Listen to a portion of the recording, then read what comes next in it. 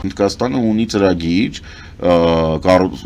պատրաստիր կառուցիր բանին Հնդկաստանում, այսինքն իրանք այդ արևմտյան տեխնոլոգիաները վերցնում են հիմնական համագործակցության հիմնական գործընկերը դա իհարկե Ֆրանսիան է, որտեղ որ բանը անում, այսինքն մեզ համար դա ձեռնտու տարբերակ է, եւ արտադրությունը բերելով Հայաստան լավ տարբերակ է, որ մենք կարողանանք հիշեցնել, որ ուկրաինական պատերազմում հարց է լուծում են էժան դրոններ։ Պետք չի խոսել նրա մասին, որ հնդկական արտադրանքը վիդիցիլի շվեյցարական ժամացույց չի, այո, իհարկե շվեյցարական ժամացույց չի, բայց դա պետք էլ չի։ Մենք պետք է ունենանք արտադրություն, մենք պետք է ունենանք արտադրություն, ասենք, չգիտեմ, տարեկան 2.5-3 միլիոն FPV դրոների, որպեսզի անհրաժեշտության դեպքում աշկները Սյունիքի կամ այլ հայկական հողերի վրա զառած ինչ-որ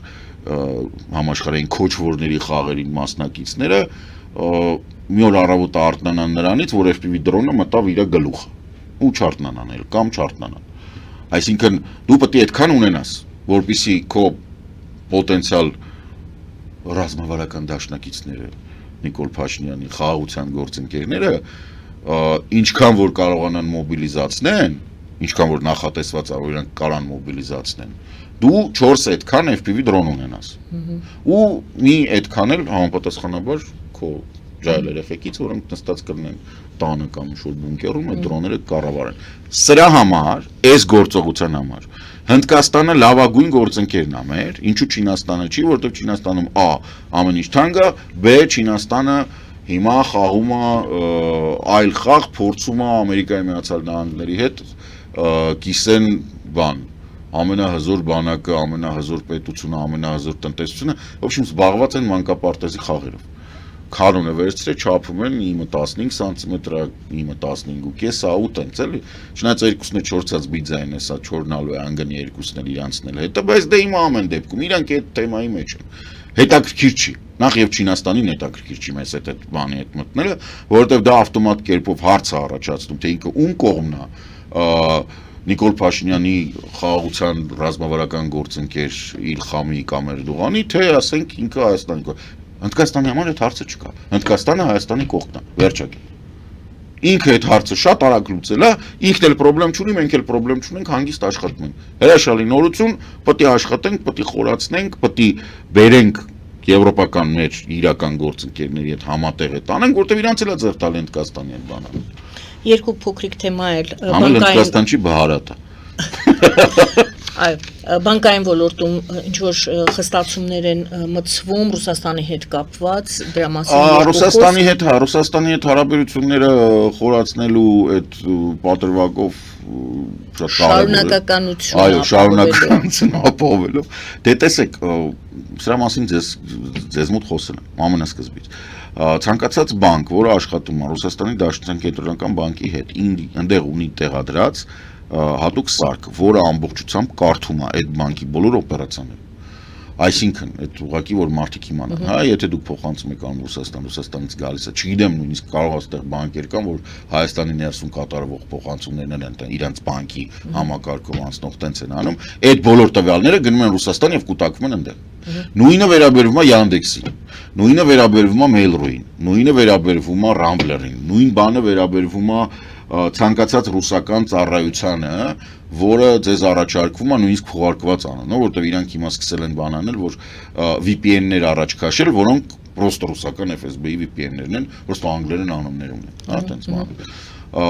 Բանկերի հետ համագործակցությունը, Ռուսաստանի կենտրոնական բանկի հետ համագործակցությունը համարվում է ռազմական հանցագործություն։ Միշտ համարվել է 22 թվականի փետրվարի 24-ից, դա համարվում է ռազմական հանցագործություն։ Յուրաքանչյուր բանկի տեր, որը թույլ է տվել, որ իր բանկը այս տարիների ընթացքում Ռուսաստանի հետ համագործակցել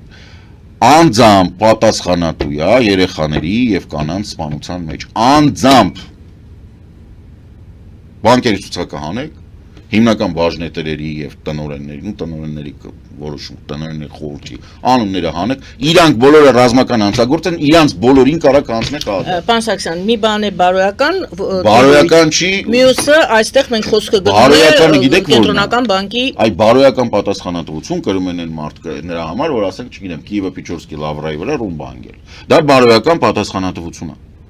Բան Կոստանյանը գնաց, ասաց, որ գիտեք ինչ կա։ Դա էլ վերջին հարցների։ Առաջի քրիստոնյա երկիրն ենք, չենք կարա չգանք, մենք ձեր ցավը տանենք։ Ուկրաինայի քրիստոնեացման հետ կապված հայերի ամագա այսքանը Աննան Վարզավերջի արշակունյաց հայերից էր, որ այնտեղ ամուսնացել է Վլադիմիրը Կիևում ոչ մեկ տեքստը եղել է, խոսվել է, թե դուք ենթադրում եք։ Այնտեղ ուղղակի Սուրբ Սոֆիայի բանում հայերեն տեքստեր կան, ասենք Ուկրաինայում ոչ մեկ դրանից չի հրաժարվում։ Իրանք բոլորը ընդունում են այդ ամագա։ Խոսելու կարիք չկա։ Խոսելու կարիք կա, եթե օրինակ գնում ես Տրամպի մոտ ու քարտեզը հանում ես, ասում ես, այ էս Հայաստանն է, էս Կամբոջան է։ Բայց եթե դու գնում ես միտեղ, որտեղ գիտեն հայերը ովքեր են, ինչ իմաստուն դրա մասին խոսես։ Մի խոսքով վերջում էլ տեսեք, խնդիրը սենց է, հա,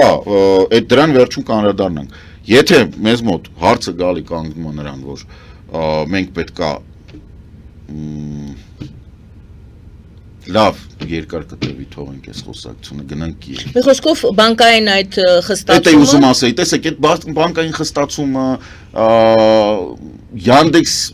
տաքսիի մեջ Yandex-ը հանելը, GG-ի մեջ 2 գիսա, 2 գիսը, օրինակ էլի ռուսական է, էլի FSB-ին է, դա էլ չի կարելի։ Մարդիկ չեն հասկանում, որ երբ որ իրանք